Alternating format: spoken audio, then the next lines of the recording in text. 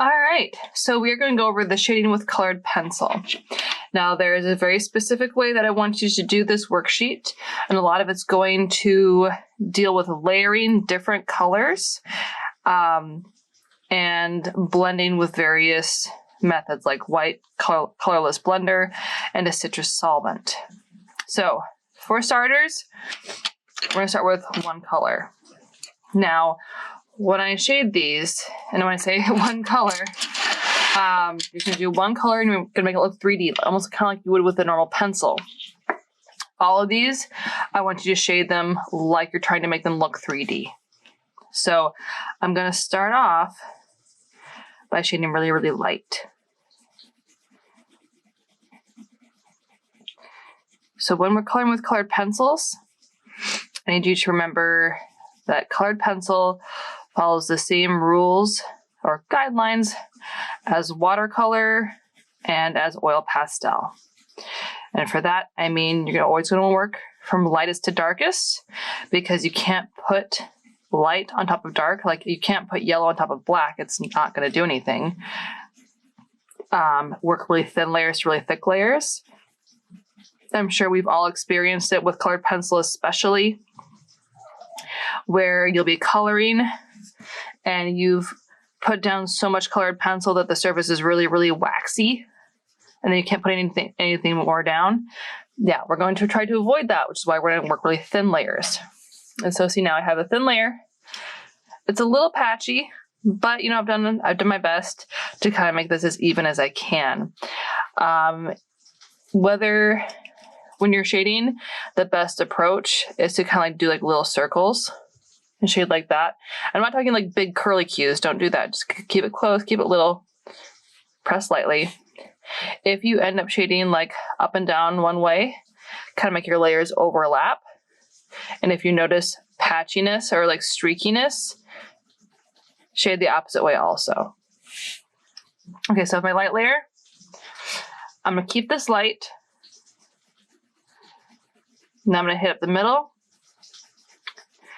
When I shade, my default is to just have my light on the left and my dark on the right. Probably because I'm right-handed, just easier for me to go from right to left. But it really doesn't matter if you go from right to left or left to right. All that matters is that it looks 3D in the end. And that you're, shading this as well as you can. So I'm adding another layer.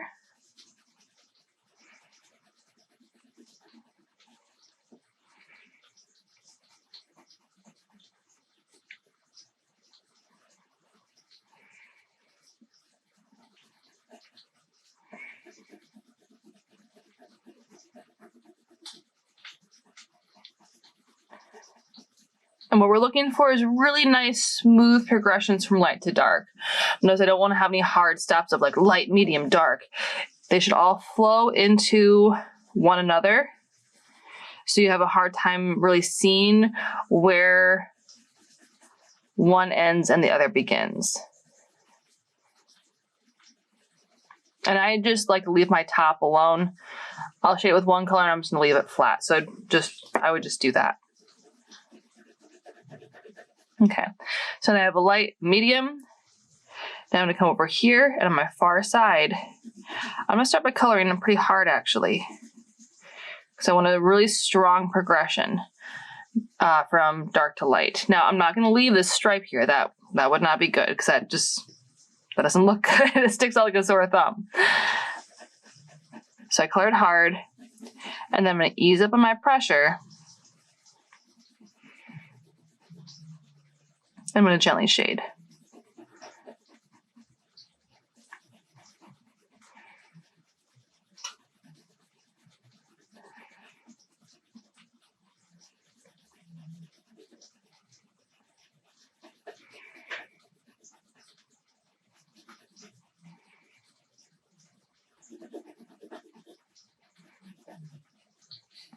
Okay, I think that's pretty good. So now I have a clear progression from light to medium to dark.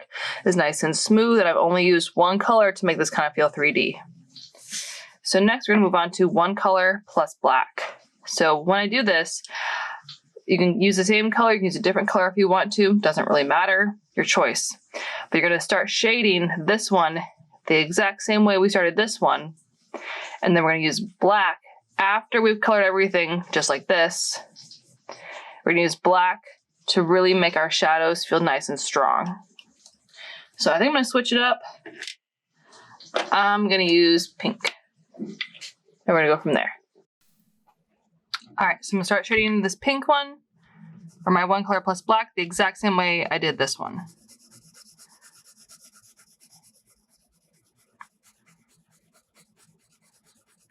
Remember, always start off with the lightest pressure that you possibly can. Because you can only erase so much of colored pencil, and even if you erase, you could potentially slick down the texture of the paper, which is called burnishing the paper, which is kind of similar to when you get too much wax buildup. If you remove the texture of the paper, we can get to the point where we can't put anything else down. So just be really careful, go slow.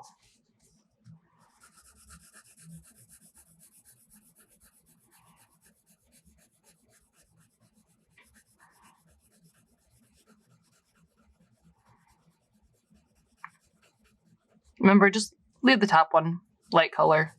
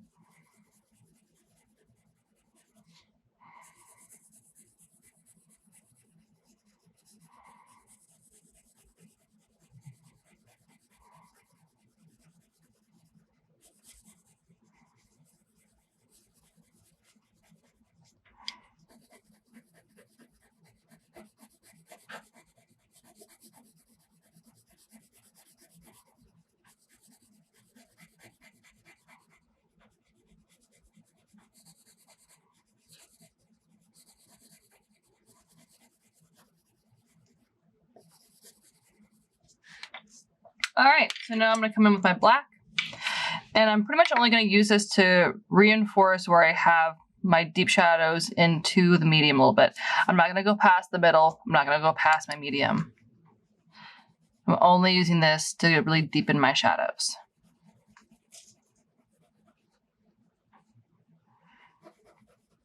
And once again, coming in with a hard line, but don't just leave a hard line. That doesn't look good. That looks like a mistake, to be honest.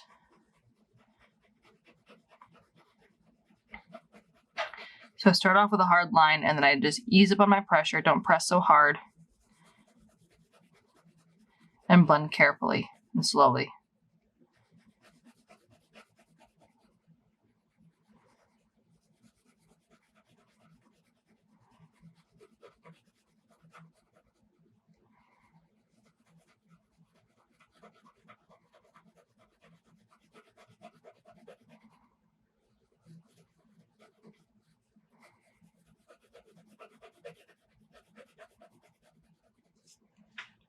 Just kind of like that, where it looks nice and integrated. All right, so now we're gonna do one color, light, medium, dark. What that means is you're gonna pick one color, red, yellow, orange, blue, like any color. Pick a color, and you're gonna find a light, a medium, and a dark of that color. So I've already chosen orange for myself. So I have a light orange, just kind of like this nice little mac and cheese color.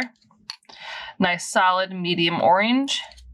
And then I've chosen a like brown, or like a reddish brown, or just brown, whatever, for my dark. So like a light, medium, dark of that one color. If you're doing like a blue, you do like a light blue, medium blue, dark blue. If you're using a red, I would suggest maybe starting with the pink and then a red. And then if you could find like a brick red or a brown or even a purple for your dark. Just some ideas for you. So I'm gonna start off with my lightest one because we always work from lightest to darkest with colored pencil. So I'm gonna go ahead, color lightly for the entire thing for starters.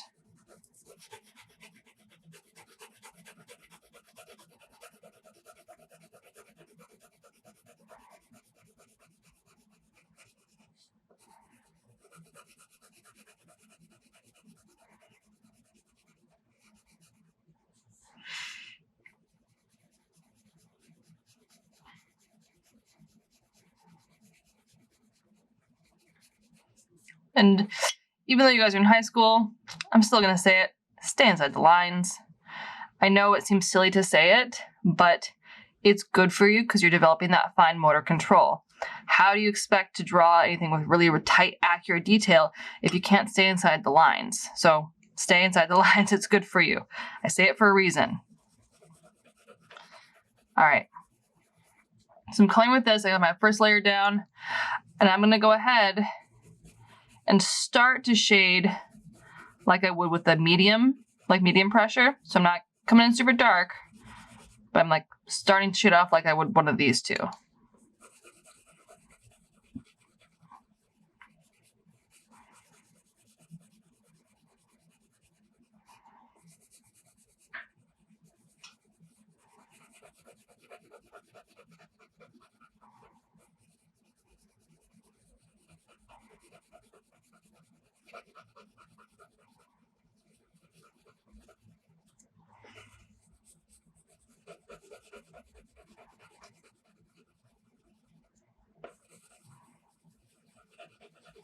Okay, now I'm going to come in with my medium, and I'm going to use my medium orange to color in where I would have dark and medium.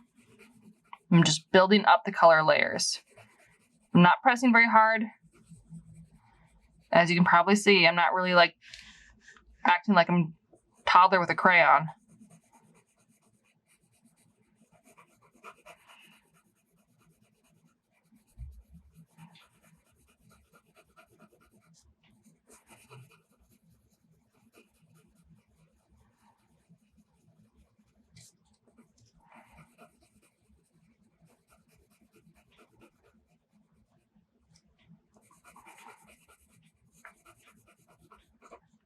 All right, now last, I'm gonna use my darkest orange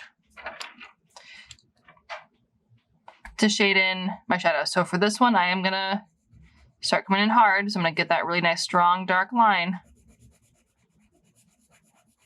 And then I'm gonna move out from there.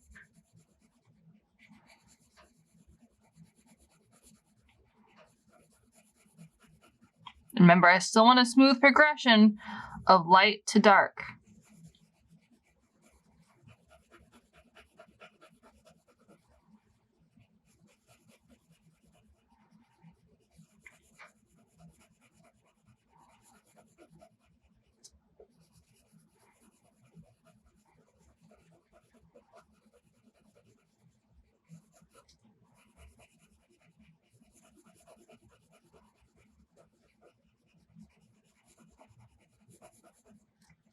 And there we go. So now I've used 3 colors, orange and a light, medium, and dark orange to shade this. All right, so now we're gonna do this one. 1 color plus white. I say pick a dark one because what you do will be more obvious if you pick a dark one. It'll be easier to see what the effect actually is. So I'm gonna use purple, or violet, if you will. And I'm gonna go ahead and start off coloring the exact same way I started this one and this one. Actually, I'm gonna shade it the exact same way I shaded these two, not with the black though.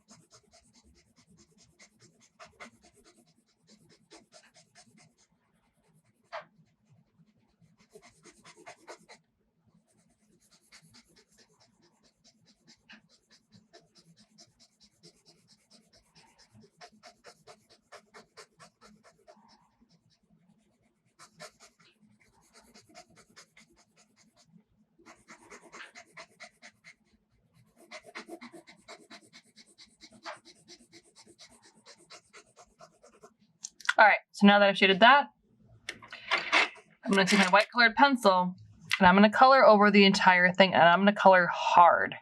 Like, I want you to really press hard with this, because what we're going to do, we're going to color so hard enough that we get rid of that like grainy pencil texture that you get usually.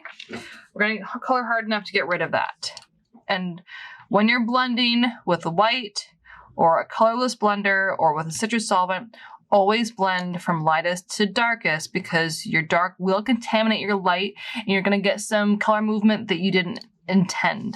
So I'm going to go ahead and remember, like I said, color hard. I'm pressing really hard, actually. Now is the time to let out your angry toddler with that crayon, but still sans on the lines.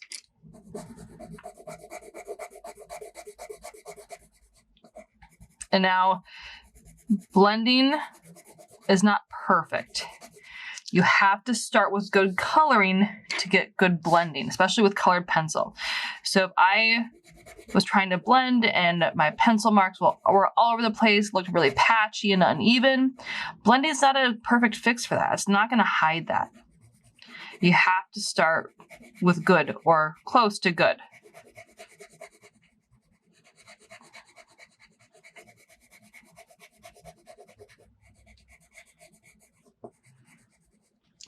So you can see here now that this one looks very different from this one, because I colored with white. It got lighter because you're adding white on top, but the textures are very, very different. All right, so next up, we're gonna do complementary colors. So you're gonna do one color set, one row. You don't have to do all 6. So you're gonna pick either a yellow and a violet, a blue and an orange, or a red and a green. I'm going to pick yellow and violet. Now, we're going to shade with complementary colors the same way we shaded this one here. So whichever color you start with, it doesn't really matter which. You're going to use the opposite to reinforce your shadows and make them feel a bit stronger.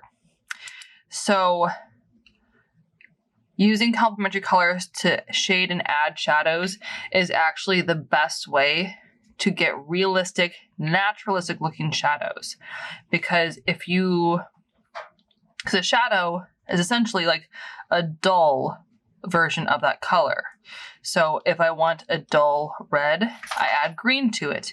If I want a dull blue, I add orange to it. If I want a dull yellow, I add violet to it. They cancel each other out.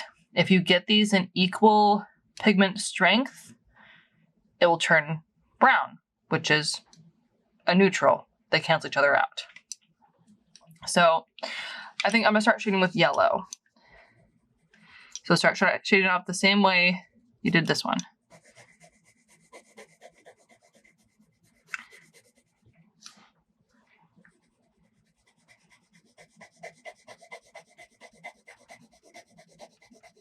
Was not expecting that to be that neon. Wow.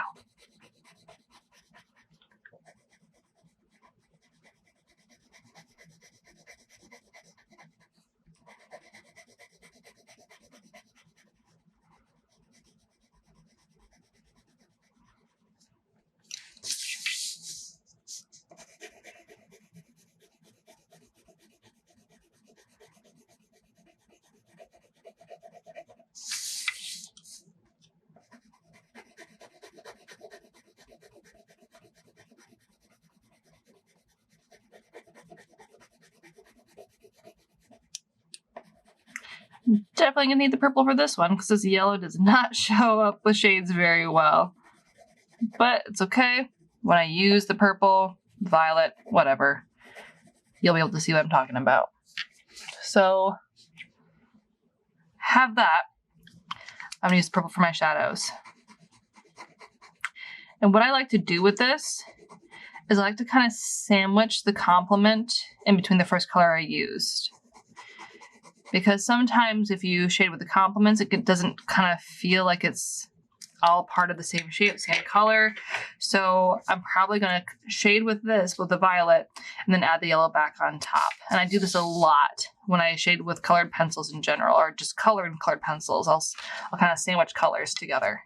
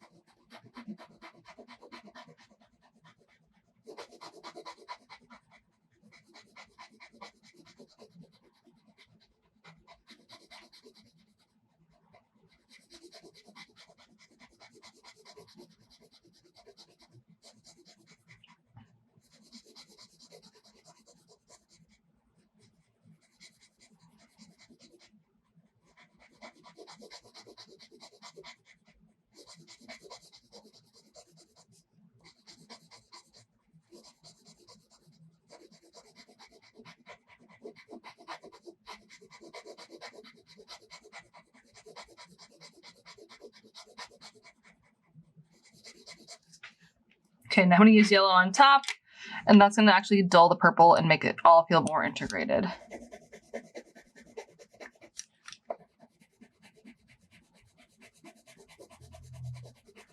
I think my colors do look a little bit different because I'm using a neon yellow. That's my bad.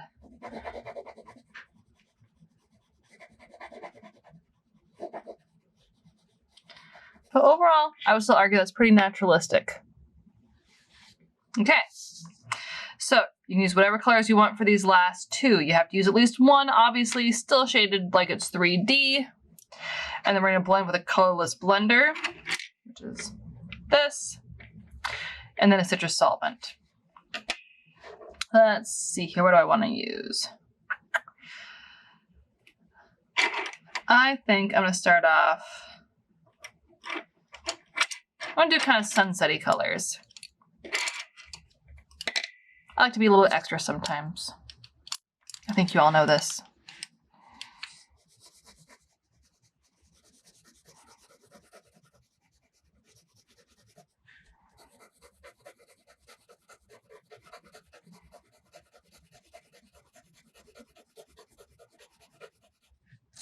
What is under my paper?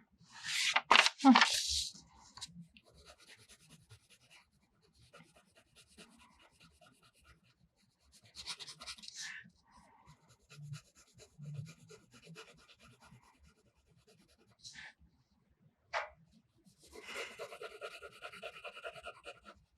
Got that down. Now I'm going to use my pink.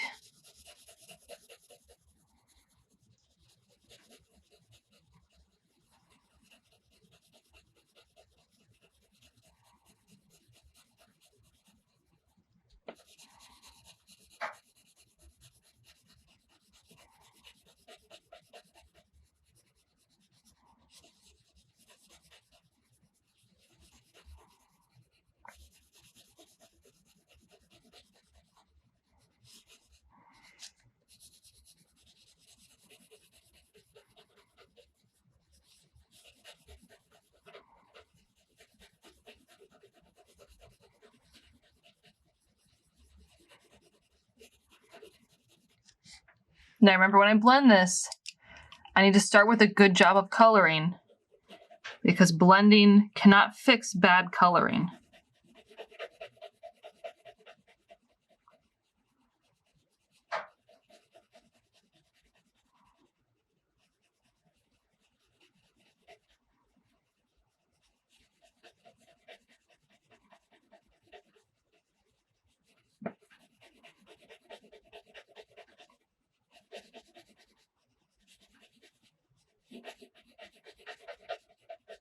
I'm going to come back in with the pink here and soften this transition a little bit more.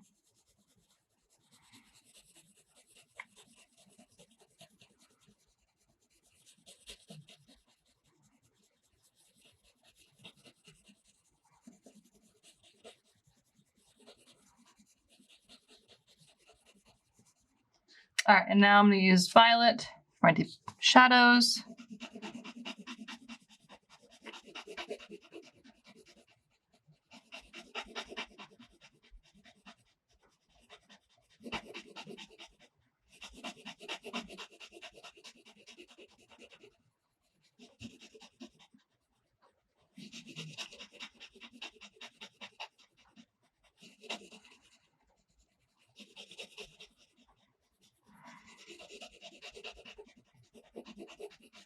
Okay, so now I'm going to use my colorless blender to blend. And the colorless blender is colored pencil. See, colorless. Is colored pencil with no pigment. So this is just the binder. This is just the wax. So I'm going to blend it the exact same way I blended with the white. So I'm going to color hard. If you don't see kind of like a color change or a shift when you color these, you probably either don't have enough pigment down, because there has to be pigment down to move it around, or you're not pressing hard enough. The surface, if you've done a good job, you'll see the colors deepen. They'll get a little bit more rich, maybe a little bit stronger, more saturated. And you'll get like a really nice, like waxy buildup. See, already seeing a difference in color there. Now for the record, when you're blending with colored pencil or the colorless, or with white or with the colorless blender, that's your very last step. If you intend on putting more color down, you don't blend with this, you blend with the citrus solvent. Because with this is burnishing my paper. This is creating such a waxy buildup that I'm losing the paper texture and I will not be able to get more pigment down. Or if I am able to get more pigment down, it won't be much. So you only do this when you are sure you are done coloring with everything else.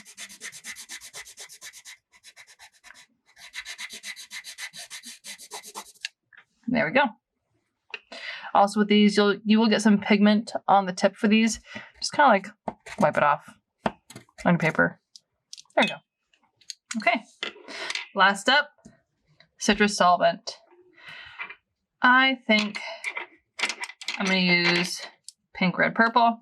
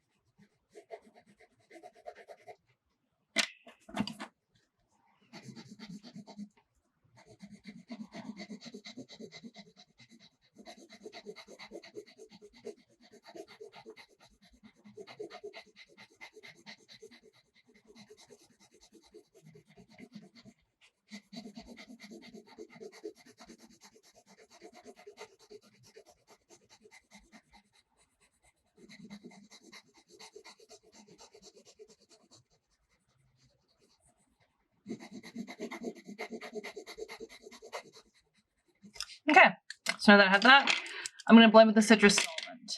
For the record, this is, I got this on dickblick.com. This is actually called a mild citrus cleaner, but it works great as a solvent for blending colored pencil and oil pastel. And for those of you who don't know, a solvent is something that breaks something else down. Like water is technically a solvent. This is a solvent. This will break down the wax of your colored pencil and let you move the pigment around freely. You could also technically use mineral spirits or turpentine, but those you need really good ventilation and they're kind of really bad for you to breathe. This is, as far as chemicals go, I would say relatively non-toxic. I'm just going to take a Q-tip. I'm going to dip it into my citrus solvent. Don't let it soak. Just dip it. And same as before, blend from your lightest areas to your darkest areas. Blend in tiny circles. Now, when I do this, it's going to look like the paper is getting wet. Don't worry about that. The paper is actually, like, it is getting wet because this is a liquid, but it's not like water. It's not going to make your paper ripple or discolor. It'll evaporate. It'll be fine. So don't panic.